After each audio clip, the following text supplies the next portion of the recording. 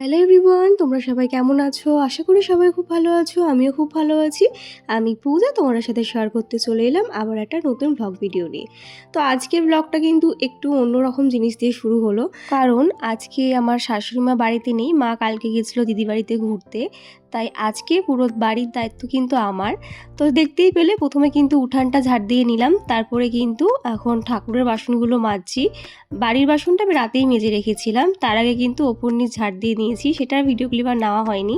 যাই হোক, আজকে সারাটা দিন শাশুড়ি মা বাড়িতে নেই, একা একা কীভাবে সব কাজ সামলাচ্ছি সেটাই তোমাদের সাথে শেয়ার করব।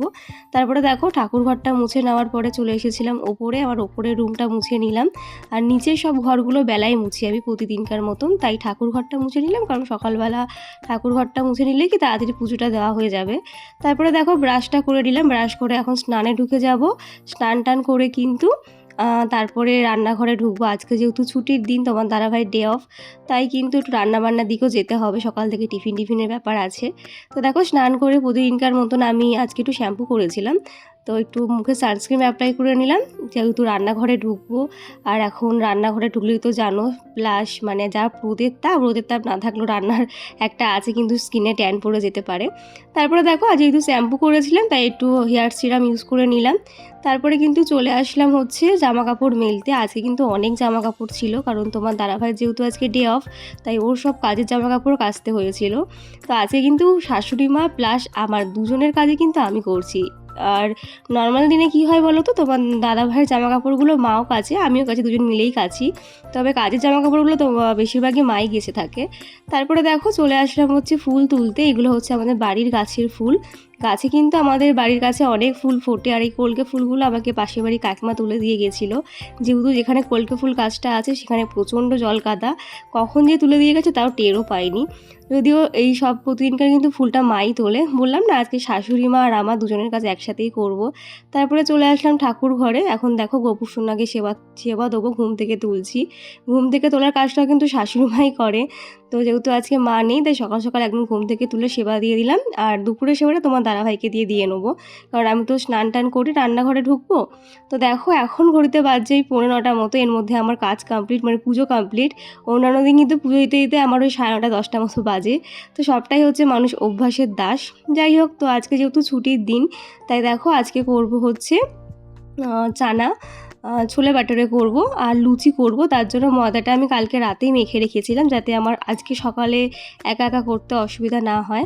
তো প্রথমেই দেখো এখানে আমি চানাটা মশলাটা কষিয়ে নিয়েছি, তারপরে সিদ্ধ করা চানাটা এর মধ্যে দিয়ে দিলাম। কারা কারা কাবলি চানার ঘুগনি খেতে ভালোবাসো অবশ্যই জানিও। তো দেখো এখানে তো চানাটা কষিয়ে জল দিয়ে দিলাম, তারপরে কিন্তু এখানে ময়দাটা মেখে রেখেছিলাম কালকে রাতে, সেটা লেচি রেখে দিয়েছিলাম। তো এখন সেটা বেড়ে লুচি ভাজবো। আর এদিকে তোমার দাদাভাই তারপর ঘুম থেকে উঠলো, তাই মাম্মামের খাবারটা রেডি করব। আর তার আগে একটু চা খেয়ে নেবো দুজনে মিলে, অনেকক্ষণ সকাল থেকে কাজ করছি তো খিদে পেয়ে গেছিলো। নাহলে কিন্তু অন্যান্য দিন আমি চা সেরকম একটা খাই না, কাজ করতে করতে অনেকটা বেলা হয়ে যায়। তাই আজকে অনেক সকালে উঠেছি, তার জন্য কিন্তু একটু খিদে পেয়ে গেছিলো, তাই তোমার দাদাভাই আমি মিলে একটু চা খেয়ে নিলাম। আর মাম্মামের জন্য একটা বিস্কুট দিলাম।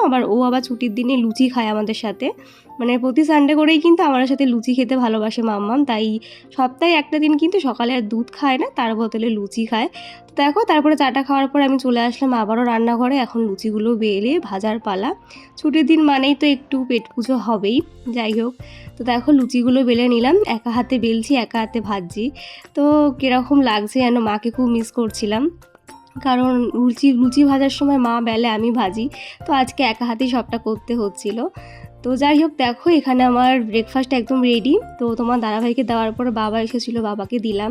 তো এখানে মাম্মামও খাচ্ছে, ওর বাবা ওকে খাইয়ে দিচ্ছে, মামামের খাবারটা আগে দিয়ে দিয়েছিলাম। তারপরে কিন্তু ব্রেকফাস্ট ছেড়ে চলে আসলাম সোজা আবার রান্নাঘরে লাঞ্চের জন্য রেডি করব। তো দেখো আজকে লাঞ্চে হবে মাটন। অনেকদিন পর আজকে মাটন আসলো আমাদের বাড়িতে। তো আমি না আজকের মাটনটা একটু অন্যরকম করে করব। প্রেশারে আগে সিটি মেরে নেবো নুন হলুদ আর একটু তেল দিয়ে। তোমরা যারা তাড়াতাড়ি মাটন করতে চাইছো তারা এইভাবে একবার করে দেখো, ভীষণ ভালো টেস্ট হয় খেতে, আর সময়টা অনেক কম লাগে। তো প্রেশারে সিটি মারার পরে কিন্তু আমি তারপরে লাল শাক ভাজাটা করে নিয়েছিলাম। তারপরে দেখো টক দইটা যেহেতু মাখায়নি, টক দইটা কিন্তু আমি মাটন কষানোর সময় দিয়েছিলাম।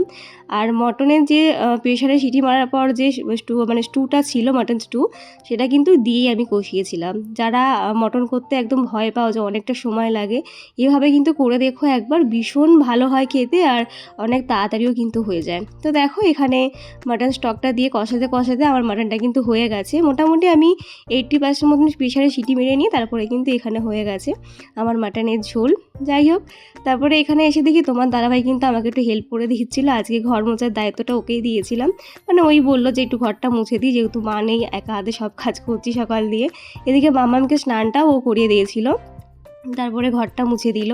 তারপর দেখো এখানে আমার দেওর আমার জন্যই আইসক্রিম এনে দিয়েছিল। আমার সকাল থেকে খুব আইসক্রিম খেতে ইচ্ছে করছিল, তবে সেটা কুলফি, তো কুলফি পাইনি বলে দু রকম এনে দিয়েছিল। এটা হচ্ছে তোমার একটা ছিল বাটির মধ্যে, তবে খেতে খুব ভালো ছিল। একটা আমি খেয়েছিলাম, আমি আর তোমাদের দাদাভাই, একটা বাবা খেয়েছিল। তারপরে কিন্তু মাম্মামকে লাঞ্চ করাতে বসে পড়লাম। তো ওরও কিন্তু আজকে লাঞ্চে ছিল মাটনের ঝোল।